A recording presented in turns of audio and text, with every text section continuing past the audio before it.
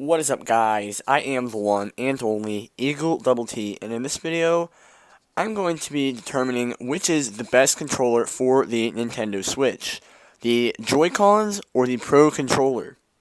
So without further ado, let's begin. First, let's talk about the comfort of these controllers. Now, the Nintendo Switch Pro Controller is essentially just a regular, traditional video game controller. It's very comfortable.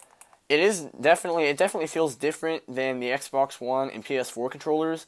However, it is very comfortable, and I can use this for hours on end without feeling any discomfort or anything like that.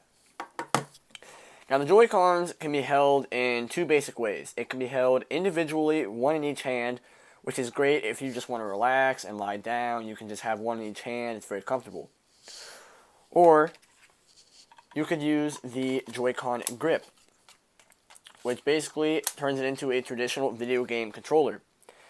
Now, it is comfortable, fairly comfortable. However, it is nowhere near as comfortable as the Pro Controller.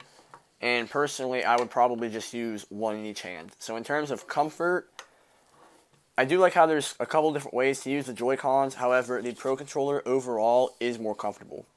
Next, let's talk about the features of these controllers. Both controllers feature HD rumble, which is basically just very precise rumble, and it's definitely better than the rumble in the Xbox One, PS4, and Wii U Pro controllers. It's very precise and it performs very well. Both controllers also have a gyroscope in them, which is essentially motion controls, and it's very precise and it works very well. The battery life on the Joy-Cons is 20 hours compared to the 40-hour battery life on the Pro Controller. 20 hours should satisfy most people. However, having the 40-hour battery life on the Pro Controller is very convenient because you won't have to charge it as much.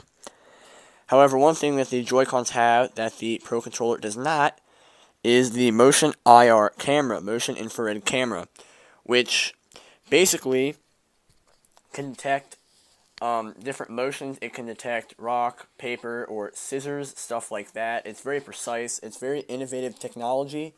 It can also determine how far away an object is from the controller.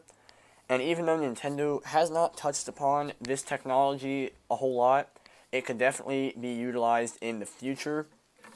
So in terms of features, the 40-hour battery life on the Pro Controller is nice. However, the motion IR camera could definitely be used in the future. So in terms of features, I'm going to give it to the Joy-Cons. Now let's take a look at the overall quality of these controllers. The Joy-Cons are very, very solid pieces of equipment. They feel very nice in the hand. They feel very, very solid. And all the buttons and the joysticks and the triggers, they all feel very nice, very well made. And I expect these Joy-Cons to last me a very long time. Both controllers have a dedicated screenshot button, a home button, plus and minus buttons, as well as joysticks, triggers, and bumpers. However, one thing that does set these controllers apart in terms of the buttons is the fact that the Pro Controller has a real D-pad, not just 4 buttons. Now, the reason there is 4 buttons on the Joy-Cons is so that way, if you wanted to play 2-player and each person could have a Joy-Con, the D-pad could be used as the A, B, X, and Y buttons. So they kind of just had to make it buttons in order to do that. But the D-pad on the Pro Controller is very high quality. It feels very, very nice. And as well as the joysticks, they feel very nice too. They're very smooth, very grippy, and they're a lot bigger. The buttons are probably the nicest face buttons I've ever seen on a controller. They're very big and they feel very nice. Has plus minus button, a capture button, a home button, triggers which do feel a lot nicer, as well as the bumpers.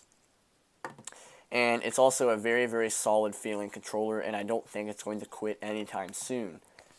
In conclusion, both controllers have the fine-tuned HD rumble motion controls.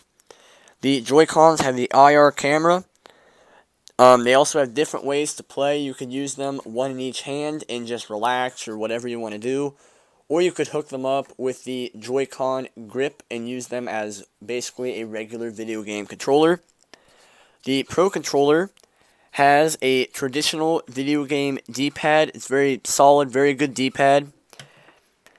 It's a regular controller, which is a big seller for a lot of people, including me, because the option to use a regular video game controller, traditional one, is a good option.